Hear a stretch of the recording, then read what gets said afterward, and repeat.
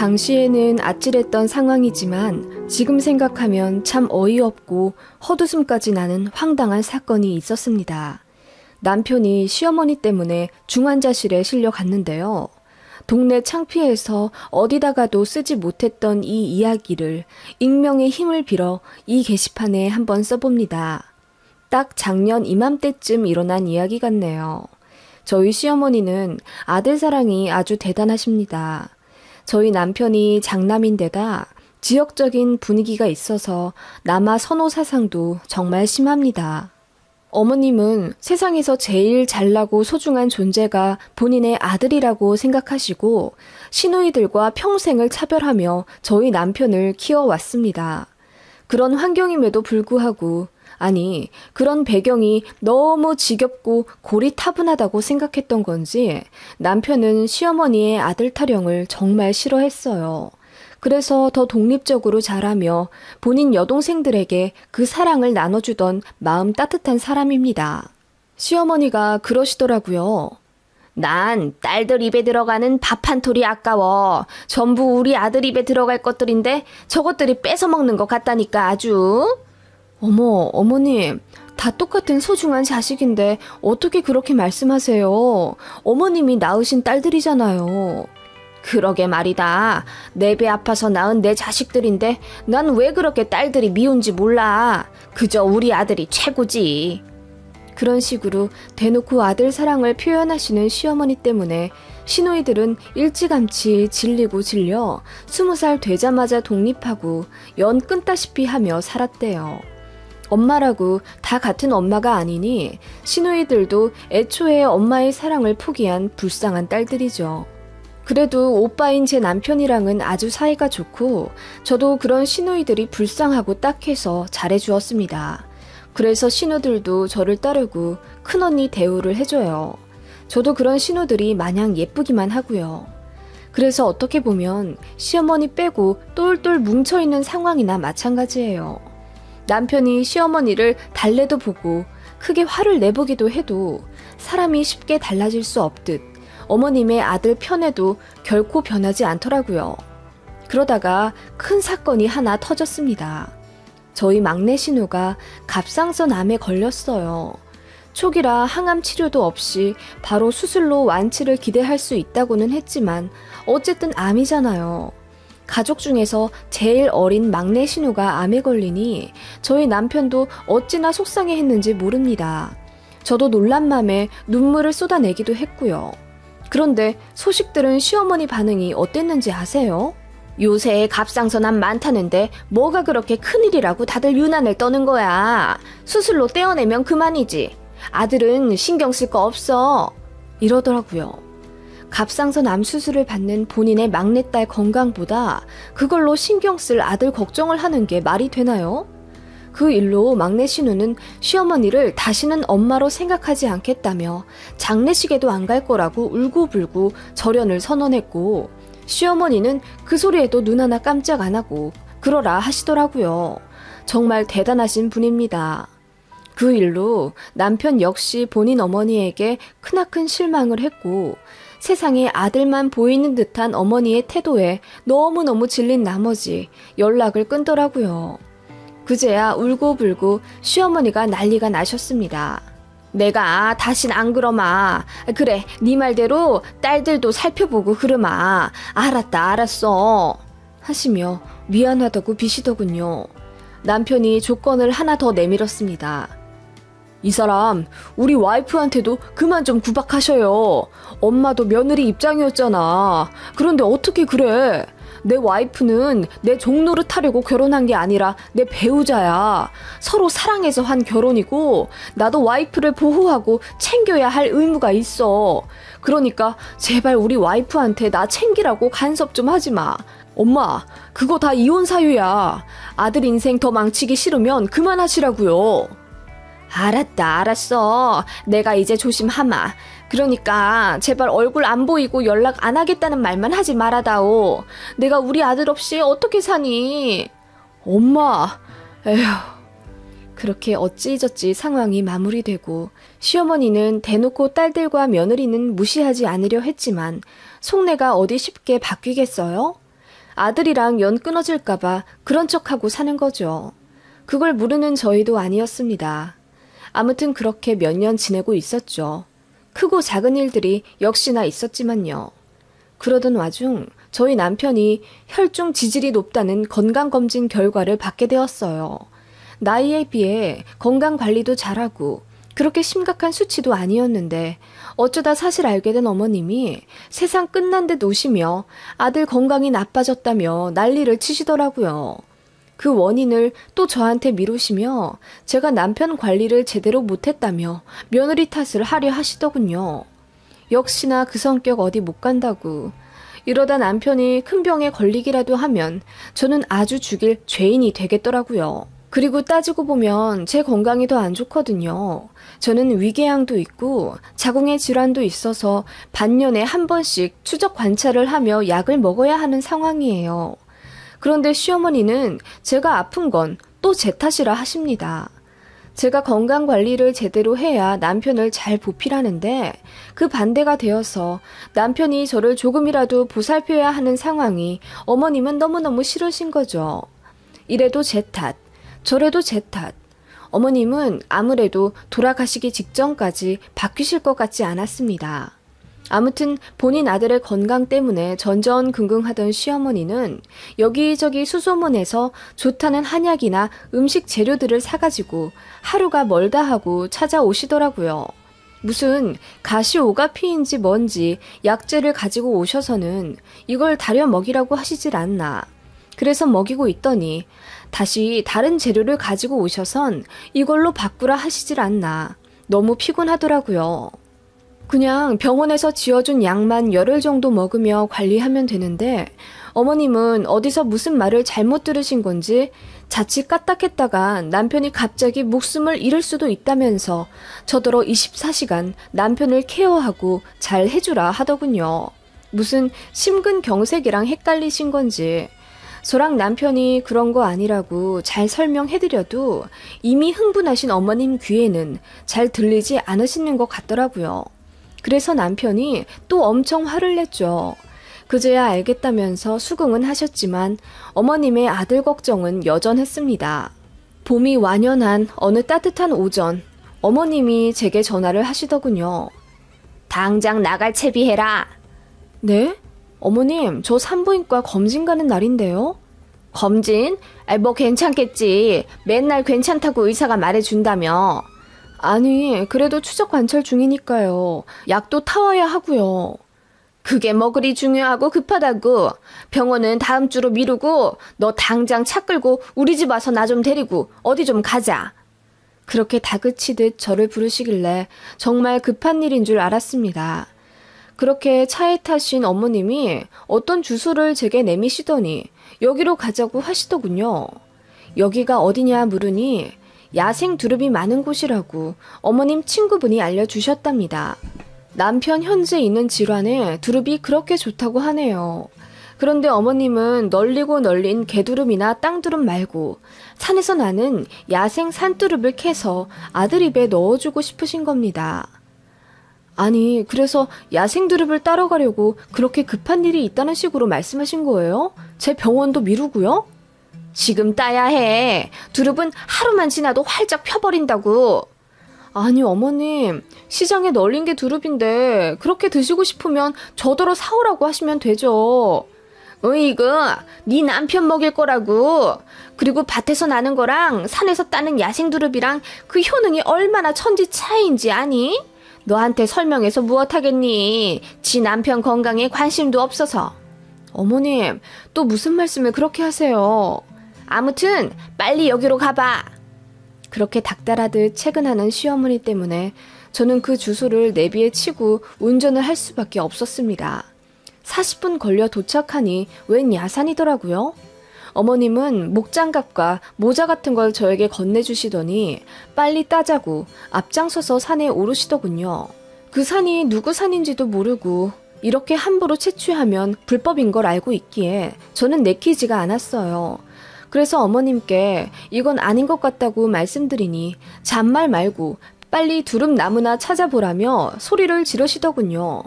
이미 산에 온 걸 뭐 어쩌겠어요. 풀숲을 헤쳐가며 야생 두릅나무를 찾아 헤맸습니다. 그 와중에 뾰족한 나뭇가지에 긁혀 얼굴에는 상처도 나고 발목도 살짝 접질리기도 했어요. 이게 뭐 하는 짓인가 싶더라고요. 그때 어머님이 멀리서 야생 두릅나무 무더기를 발견하고 저한테도 빨리 오라고 체근하시기에 어쩔 수 없이 땄습니다. 한 1시간 정도 정신없이 채취하다가 제가 너무 힘들어 쉬고 있었어요. 그때 옆에 무슨 빨간 나뭇가지 같은 게 보이더라고요. 이게 뭔가 하고 봤는데 버섯 같기도 하고 고사리 같기도 했습니다. 제가 그걸 하나 따서 인터넷으로 검색해서 모양을 비교해 봤는데 야생 녹각 영지버섯이랑 비슷하더라고요. 저는 몰랐는데 영지버섯이 덜 피면 약간 나물같이 생기나 보더라고요. 그래서 어머님께 영지버섯 발견했다고 했더니 얼굴이 사색이 되어선 저에게 막 달려오시는 겁니다. 그러더니 제 손에 있는 걸 확 빼앗아 어머님 주머니에 넣으시더라고요. 그러더니 더 어딨냐고 물으시곤 그 자리에 피어있는 영지버섯을 전부 다 캐시더라고요. 어머님, 이렇게나 많이 다 가져가시려고요? 그래, 이거 다려서 아범 주자. 어머님, 이것도 애들 아빠 주시려고요? 어머님 진짜 너무하시네요. 어쩜 그리 아픈 딸이랑 며느리 생각은 하나도 안 하세요? 그렇게 안 하시기로 약속했잖아요. 제가 불만을 토로하자 어머님이 그제서야 민망해 하시며 아니 나눠 먹으려고 그러는 거지. 그래 영지버섯이 자궁에도 좋다고는 하더라. 내가 어디 아들 생각만 했겠니? 너한테도 좋으니까 이렇게 따온 거지. 너 가져다가 베란다에 말려놔라 하시며 아까운 거 건네주듯 영지버섯 뭉텅이를 저에게 건네주시더라고요. 제가 웬만하면 그냥 아무 소리 안 할 텐데 제 병원 검진까지 미루게 하시고 여기 와서 본인 아들 줄 두릅이나 따게 하고 있는 시어머니한테 너무 화가 났어요. 그래서 보란듯 영지버섯을 제 주머니에 챙겨 넣었습니다. 네, 제가 잘 다려 먹을게요. 그러니까 어머님이 되게 찝찝해 하시더라고요. 그렇게 집에 오자마자 어머님이 큰솥 가득 물을 끓여 야생 두릅을 데치시더군요. 그러더니 퇴근하고 돌아온 남편이 손을 씻기도 전에 입에다가 막 넣으셨고 남편이 기겁하며 또 왜 그러냐고 싫어하더군요. 어머님은 제가 두릅을 하나라도 더 먹을까봐 연신 가자미 눈을 해가며 남편 입에 계속 밀어 넣으셨어요. 남편은 먹기 싫다며 짜증내고요. 그 꼴 보니 웃겨서 피식 웃으며 베란다에 오늘 따온 영지버섯을 잘 펼쳐 말려놓았죠. 그렇게 어머님과 저녁까지 먹고 댁에 모셔다 드리고 잠에 청했습니다. 그리고 아침에 일어나 애들 학교를 보내고 청소를 하다 보니 어제 말려놓은 영지버섯이 생각나서 앞 베란다에 갔어요. 그런데 어제 말려놓은 버섯들이 하나도 없는 겁니다. 분명 제가 잘 펼쳐놨거든요. 이상해서 애들이랑 남편한테 문자로 물어보니 다 못 봤다고 하더군요. 그제야 어머님 생각이 났습니다. 이거 제가 먹을까봐 어머님이 몰래 가져가신 것 같더라고요. 어머님은 그러고도 남을 뿐이니까요. 그래서 전화해서 여쭤보니 어머님이 능청스럽게 모른다고 발뺌하시더라고요. 너희 집에 쥐 있는 거 아니냐? 쥐가 다 가져가 먹어버렸나 보지. 이러시더라고요. 너무 황당했습니다. 쥐는 무슨. 그러던 어느 날 남편이 시어머니 심부름이 있어 시댁에 잠깐 들러 저녁까지 먹고 집에 오겠다 하더군요. 그러라고 했습니다. 그런데 그날 밤 집에 들어온 남편 안색이 별로 좋지 않았습니다. 여보, 어디 안 좋아? 식은땀도 흘리는 것 같고. 무슨 일 있어? 아니, 엄마 집에서 밥 먹은 게 체했나? 두릅을 너무 많이 먹었나? 그게 아직도 있어? 며칠 지났으면 상했을 텐데 아까워서 먹이셨나? 그런가? 먹었을 때는 별 냄새 안 났는데. 아무튼 속도 안 좋고 어지러워서 나 좀 일찍 누울게 하더니 남편이 쓰러지듯 자더라고요. 그렇게 다음날 애들이 등교를 하고 남편 출근 시간이 되었는데도 일어나지 않았습니다. 여보, 일어나. 출근해야지. 하고 남편을 깨우는데 온몸이 차갑게 식어 있고 식은땀에 이불이 젖을 정도였습니다. 보니까 안색도 하얗게 질려 있길래 저는 정말 남편이 죽은 줄 알았습니다. 엉엉 울며 119를 불러 바로 대학병원 응급실로 갔습니다. 가서 바이탈 측정하고 피 검사하고 CT 찍고 우왕좌왕 난리가 났어요. 그런데 의사가 검사 결과 수치를 보고 급성 백혈병 증상 같다며 정밀 검사를 해봐야 한다는 거예요. 그 말에 하늘이 무너지는 듯한 느낌을 받았습니다. 뒤늦게 소식을 들은 시어머니가 저 멀리 병원 입구에서부터 대성통곡을 하며 뛰어 들어오시더라고요. 우리 아들 어떻게 된 거야? 왜 갑자기 쓰러졌어? 응? 모르겠어요. 어제 밤부터 안색이 안 좋았어요. 그 말에 어머님이 주저앉아 우시고는 담당 의사는 저에게 어제 남편이 뭘 먹였냐, 하는 일이 방사능과 접촉할 만한 일이냐 등 간단하게 질문을 하시더라고요. 제가 어머님께 저녁에 남편이랑 뭐 드셨냐고 여쭤서 어머님이 소불고기랑 김치전 등 먹었다고 기억을 더듬어 말씀하시더라고요. 그때 의사가 고개를 갸웃하시더니 혹시 남편이 평소에 먹는 한약이나 다려 먹는 물 같은 거 있냐고 하시더라고요. 최근 비슷한 사례가 있었다면서요. 저는 없다고 했죠. 그랬더니 어머님이 슬그머니 제 옷깃을 잡으시는 거예요. 사실 내가 영지버섯을 타려다가 어제 아들한테 줬다. 이러시더라고요. 무슨 영지버섯이요? 아, 그거 어머님이 가져가신 거 맞죠? 아무튼 그거 달인 물을 남편에게 먹이셨다고요? 제가 어머님께 큰 소리로 반문하자 옆에 있던 의사가 적극적으로 다가와 캐 물으시더군요. 어떤 버섯이요? 영지버섯? 혹시 빨갛고 좀 기다랗고 뿔같이 생긴 거 맞습니까? 이러시길래 제가 산에서 본 그 버섯 찍은 사진을 의사에게 보여드렸어요. 그랬더니 한숨을 쉬시며 최근 이런 사례가 또 있었다는 거예요. 무슨 말이냐고 여쭙자 이거 영지버섯 아니에요. 붉은 사슴뿔 버섯이라고 맹독 갖고 있는 거예요. 독버섯을 먹이신 거라고요. 그 말에 어머님이 혼절하듯 주저앉으시더라고요. 저는 어머님을 붙잡고 얼마나 먹이셨냐고 여쭙죠. 그랬더니 한 줌 쥐어서 큰 솥에 한가득 우려낸 걸 냉장고에 넣었다가 남편 주셨다더라고요. 그런데 남편이 맛이 이상하다면서 한 모금만 먹고 정수기 물만 먹었다 하더라고요. 어머님은 그런 남편이 안타까워서 2리터짜리 빈 생수병에 그 영지버섯 달인 물을 한가득 넣어 남편 트렁크에 넣어주셨다고 하네요. 회사 가서 먹으라고요.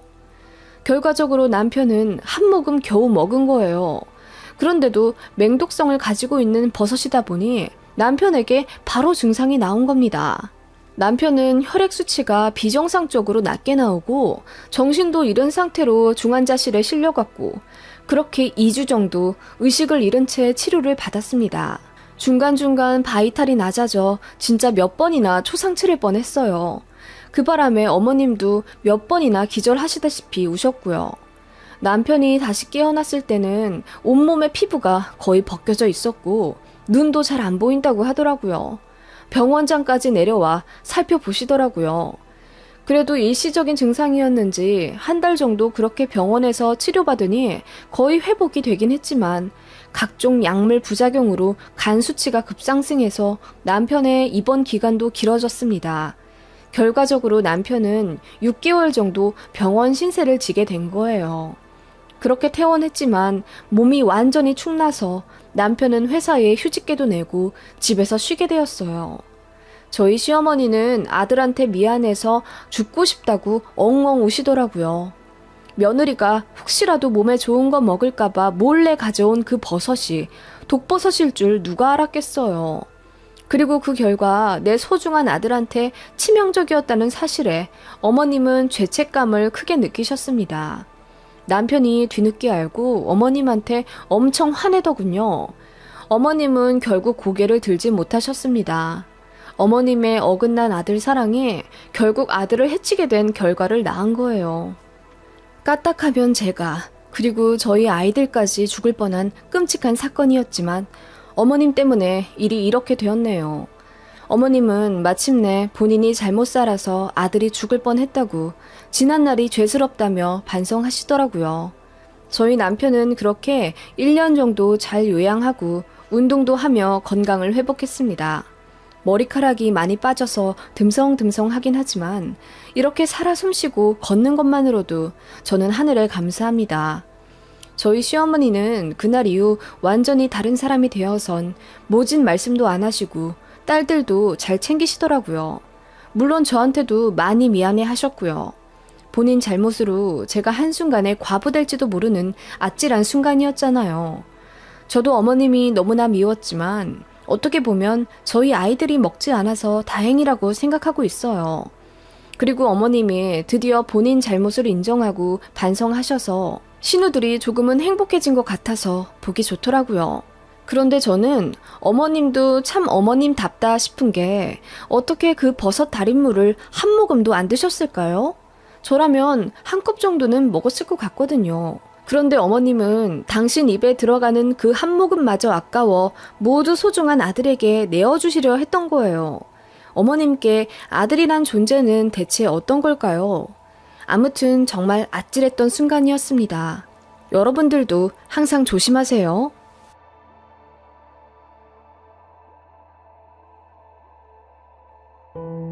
안녕하세요. 저는 3살 된 아들 엄마입니다.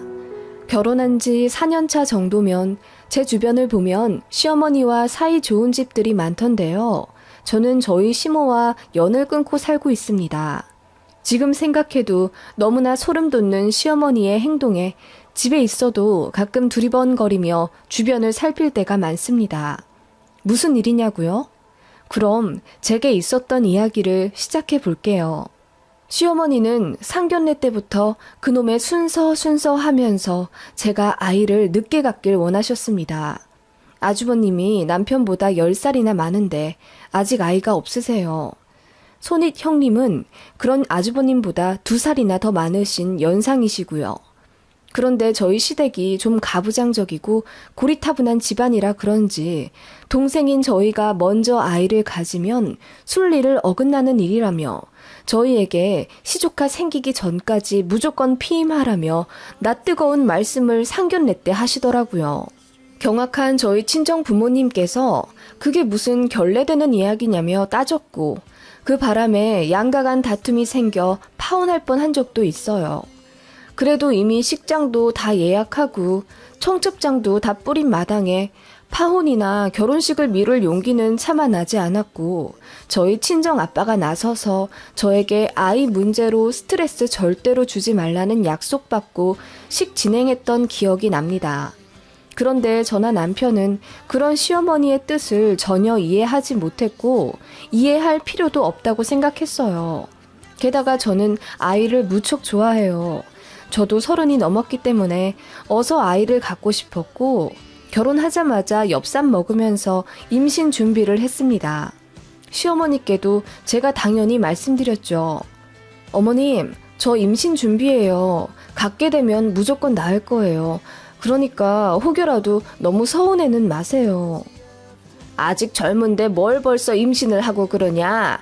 네 형님 때문이 아니라 내가 네 생각해서 아이 늦게 가지라고 하는 거야. 여행도 다니고 할 거 더 한 뒤에 아이 가져라. 네 형님보다 늦게 가지면 내가 1,000만 원 줄게. 응? 어머님, 왜 또 그렇게 말씀하세요?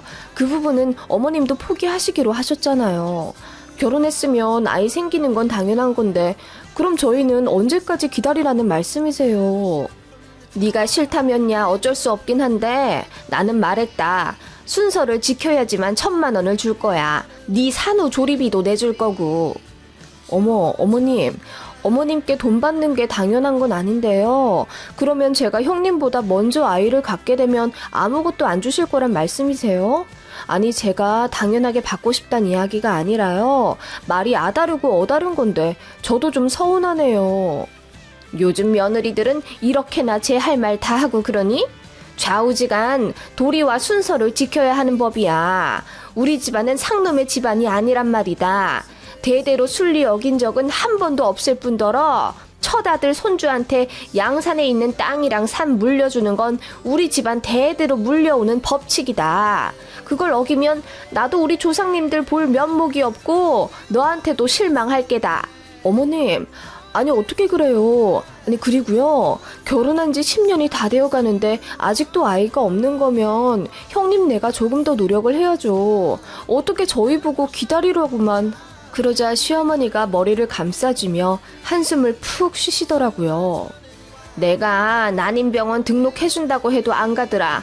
그럼 니들이 책임지고 아주버님네 설득해서 병원 다니게 해라. 아무튼 너희가 먼저 임신하는 건 절대로 안 된다. 그렇게 말씀하시며 외면하시는 시어머니였습니다. 너무 황당하더라고요. 그리고 결혼한 지 얼마 되지도 않을 때 일어난 대화라 더 막막하더라고요. 내가 좋아 내가 한 결혼이고 내가 정한 가족 계획이 다 있는데 어째서 이 집안의 규율대로 아이도 못 갖는 거지? 하는 생각에 서러워졌고 그 바람에 남편만 잡았습니다. 남편은 시어머니가 그렇게 나오시는 것에 큰 신경을 안 썼어요. 그냥 무시하면 돼. 아이 생기는 대로 낳으면 되지. 우리 엄마 말을 뭘 신경 써. 그럴 필요 없다고 내가 누누이 말하잖아.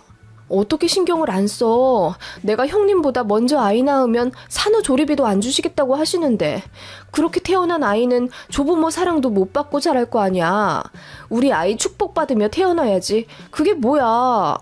낳으면 다 예뻐하시게 되어 있어. 우리 집이 좀 그래. 조상 대대로 장손주한테만 무슨 산을 준다 어쩐다 그런 게 있긴 한데 요즘 세상에 그게 말이나 돼? 그리고 우리 형은 거의 딩크야. 아이 안 들어서니까 그냥 포기하셨다고. 그래서 병원도 안 다니시는 거야. 설득해봤자 소용없어. 여보도 그냥 신경 쓰지 마. 내가 다 알아서 할게. 자기가 뭘 다 알아서 한다는 거야. 아, 정말 스트레스 받아.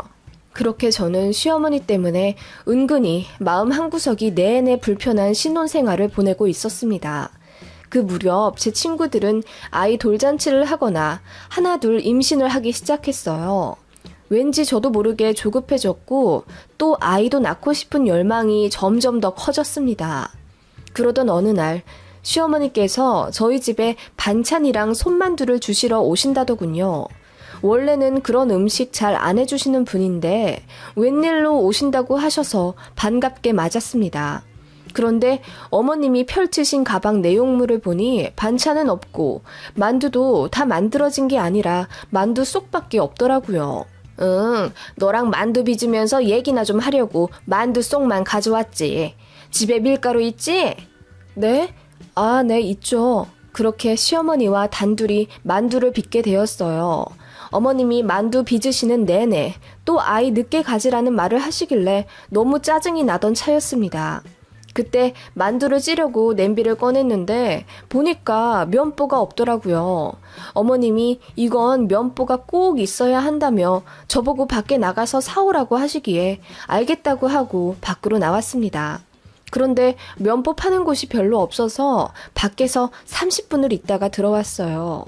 그런데 그 사이 어머님이 이미 만두를 찌셨더라고요.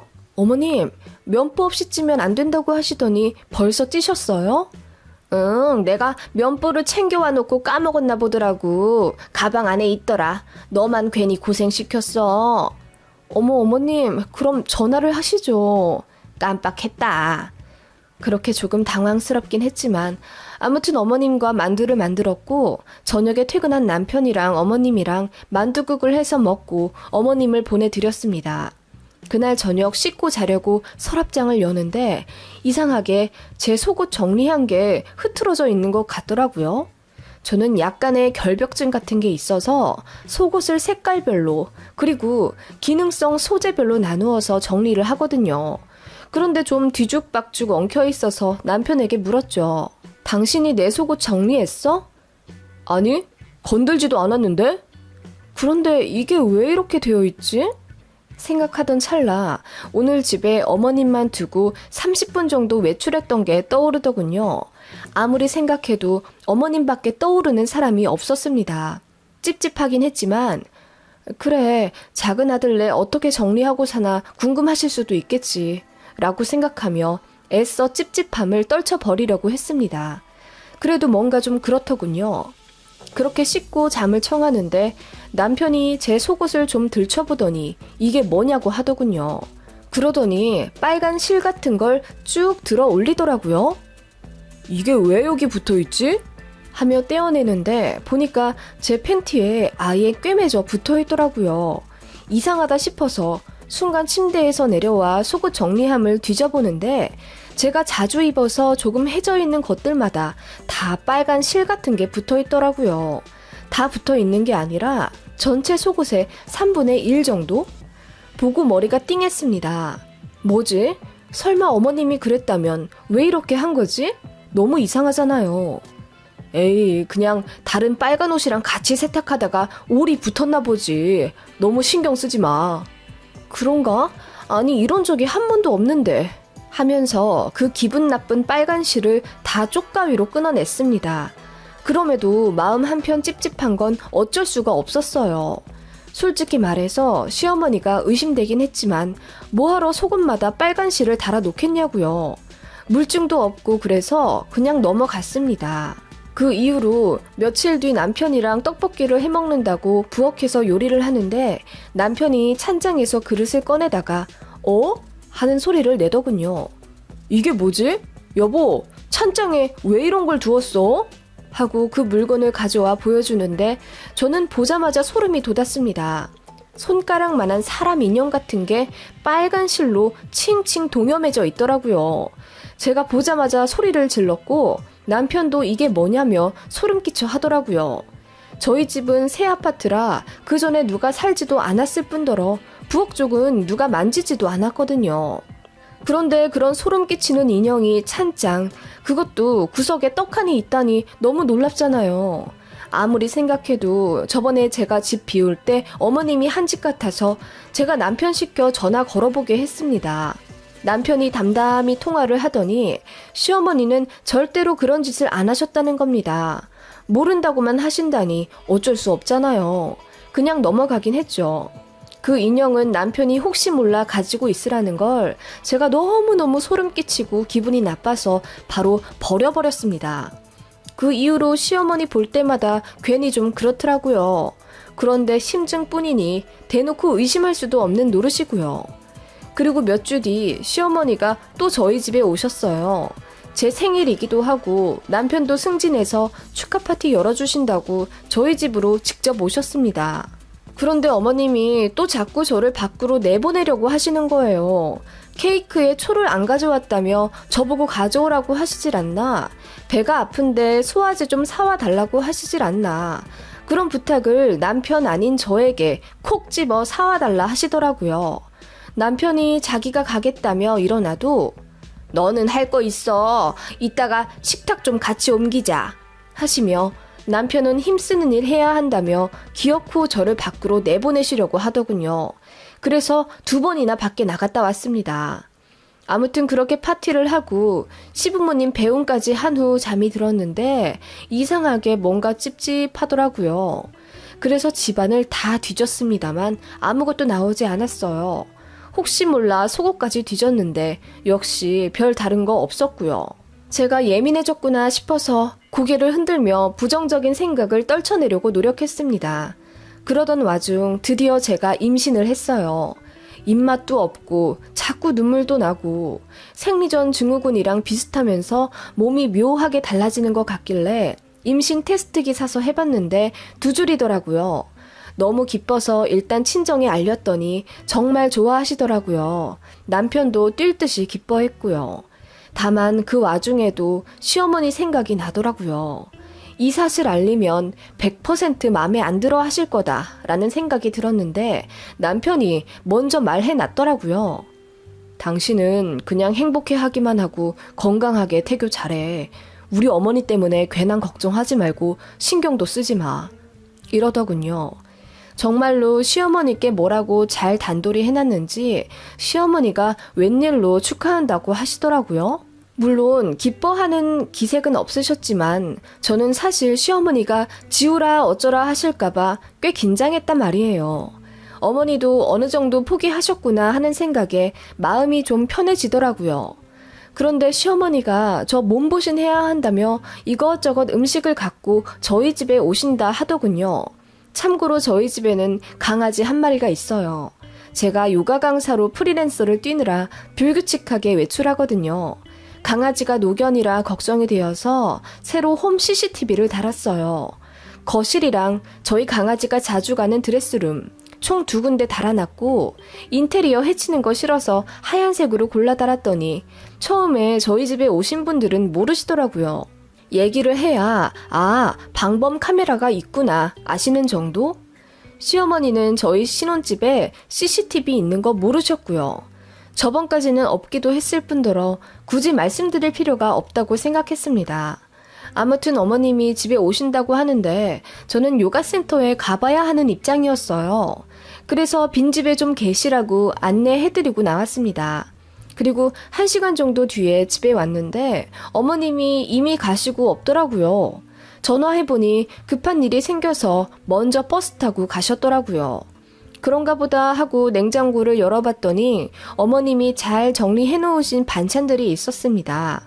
꺼내보니까 율무 팥죽이랑 율무 밥이랑 또 무슨 샐러드 같은 것도 있었는데 한약재 같은 게 뿌려져 있는 토핑이었어요. 시어머니께 전화해서 여쭤보니 몸에 좋은 거다. 상하기 전에 잘 챙겨 먹어라 하시며 급히 끊으시더군요. 그런데 저는 율무를 별로 좋아하지도 않을 뿐더러 한약 냄새나는 쌍화탕도 잘 안 먹는 입맛이라 별로 땡기지가 않더라고요. 그래서 남편을 줬습니다. 이상하게도 남편이 그날부터 설사를 엄청 하더라고요. 그래서 병원도 다녀왔는데 다른 건 모르겠는데 평생 문제없던 혈압이 엄청 내려가 있다면서 약을 지어왔더라고요. 그냥 승진하고 나서 일하느라 바빠졌기에 생긴 단순 증상인 줄 알았습니다. 그런데 시어머니가 저희 집 오셨다 간 이후로 매일 카톡이랑 전화를 하시며 저보고 그 음식 잘 먹었냐고 계속 물으시더군요. 솔직히 남편한테 줬다고 말씀드리기 죄송해서 그냥 잘 먹었다고만 말씀드리니 몸은 괜찮냐 물으시는데 제가 임신해서 몸이 괜찮은지 걱정하시는 게 아니라 꼭 떠보는 듯한 느낌이 들었어요. 그냥 사람이 느껴지는 본능 같은 거 있잖아요. 아무튼 그러고 나서 아이 둘 있는 친구랑 전화를 하다가 얼마 전 시어머니로부터 받은 음식 얘기를 했습니다. 그런데 친구가 제 얘기를 듣고 나서 깜짝 놀라는 겁니다. 얘, 임신하면 율무 절대 먹으면 안 돼. 너 그거 몰라? 아니, 너희 시어머님도 아실 텐데? 율무? 왜 먹으면 안 되는데? 야, 인터넷 쳐봐. 금기사항이야. 흔하지도 않은 율무로 음식을 해다 주시는 게 이상하다 했어. 어머님 너 유산하라고 일부러 주신 거 아니야? 너 형님보다 애 빨리 가지지 말라고 노심초사 하셨다면서. 예, 설마. 친구와 전화를 끊자마자 저는 CCTV를 확인해서 돌려봤습니다. 그날 어머님이 저희 집에 왔다 가신 날이요. 보니까 제가 나가고 얼마 안 있다 어머님이 들어오셨고 오시자마자 화장실에서 손을 씻으시더니 부엌으로 가서 반찬들을 냉장고에 넣으시더라고요. 거기까진 좋았는데 거실이며 부엌이며 여기저기 돌아다니시며 살피시는 게 보였습니다. 부엌 쪽은 잘 안 보여서 모르겠는데 칼집이랑 밥솥 있는 쪽을 막 살피시더라고요. 그리고 나서 안방 쪽으로 들어가시는데 그 이후로는 안 보였습니다. 그렇게 안방 쪽에 한참 들어가 계시더니 20분쯤 뒤에야 나오셨고 옷을 탁탁 턴 다음 현관을 열어 나가시더군요. CCTV 확인하자마자 바로 어머님이 살펴보신 부엌 쪽을 샅샅이 살폈습니다. 그리고 저는 충격을 받았어요. 칼집 밑에 무슨 부적이 있더라고요. 보자마자 소리를 지르며 던져버렸고 밥솥 쪽도 살펴보니 그 밑에 저번에 봤던 그 손가락만한 인형이 또 빨간 실로 동여매진 채 있었습니다. 그거 보니 눈물이 줄줄 나오더라고요. 너무 무서워서요. 그래서 남편한테 전화 걸어 울고불고 자초지종을 얘기했더니 본인도 경악하면서 자기가 알아보겠다 하더군요. 그렇게 저녁에 들어온 남편이 고개를 푹 숙이며 미안하다고 하더라고요. 조만간 시어머니가 직접 와서 사과할 거라고 하길래 그게 무슨 뜻이냐고 했습니다. 그랬더니 이어 말하는 남편의 놀라운 말. 엄마가 친한 무당이 있는데 거기서 쓸데없는 얘기를 듣고 오신 모양이야. 우리 애기 떨어지라고 글쎄. 뭐라고? 아니 그게 무슨 말이야? 너 괜찮아? 너 충격받을까봐 더 얘기 못하겠어. 뭔데? 빨리 말해봐. 그랬더니 남편이 주저주저하며 이야기를 하더라고요. 저 임신했다는 사실을 시어머니가 알고 나서 사실은 엄청 노하셨대요. 그런데 남편이 제겐 말하지 않았답니다. 시어머니는 이건 절대로 있어서는 안 될 일이라면서 무조건 아이를 지워야 한다고 난리를 치시는 걸 남편이 화를 내며 뭐라고 했고, 기가 죽으신 어머님이 본인이 할 수 있는 방법을 총동원해서 아이가 떨어지게 하고 싶으셨답니다. 그래서 친한 무당에게 찾아가 제 뱃속에 아이가 없어지도록 부적이랑 인형 같은 걸 받아와 저희 집에 갖다 놓으신 거라고.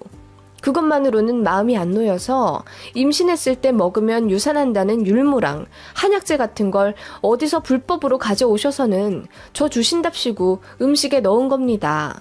그 재료는 알고 보니 출처 불분명한 약재였고 장기적으로 먹으면 건강에 치명적인 손상을 입히는 재료였다네요.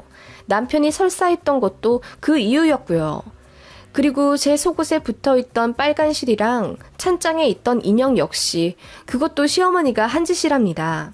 그렇게 하면 임신이 안 된다는 속설이 있어서 저번에 저 만두 때문에 면보 사러 갔을 때 그렇게 다 달아 놓으신 거라고. 얘기 듣자마자 현기증이 날 정도로 충격 먹었어요. 어떻게 그러실 수가 있지? 진짜 너무 열받고 화가 나더라고요. 그 사실은 저희 친정에게도 알려져서 저희 부모님이 시어머니에게 전화해서 엄청 따지셨습니다. 양가 간 큰 싸움이 되어버렸고 시어머니는 저에게 사과하러 오신다더니 결국 안 오셨어요. 사실은 저에게 미안해하지도 않으셨던 거예요. 제가 먼저 약속을 어겼다고요. 너무 어이없고 소름 끼치지 않나요? 저는 어머님이랑 대면하기도 싫고 목소리 듣기도 싫긴 했어요. 그래도 이건 아니다 싶더라고요. 그렇게 남편이랑 시어머니랑 대판 싸웠고 결국 연 끊고 살기로 얘기가 됐답니다. 아이 낳아도 절대로 안 보여주겠다고 선언하고 낳아버렸대요, 남편이. 남편도 그런 어머니에게 너무 질리기도 했고 저한테 무지 미안해 했거든요. 시아주버님네도 뒤늦게 사실 알고 찾아와 본인들 때문에 되려 저만 피해봤다며 미안하다고 하시더군요. 아이 포기한 거 시어머님이 아시면 뒤로 넘어가실 것 같아서 말 못했는데 그래서 일이 이렇게 된 것 같다며. 솔직히 다른 사람들이 무슨 죄겠어요. 그런 못된 맘을 먹은 시어머니가 잘못하신 거죠. 그런 일이 있었지만은 뱃속의 아이는 무럭무럭 자라나 주어 너무 고마웠습니다. 그렇게 떡두꺼비 같은 아들을 낳아 잘 키웠습니다.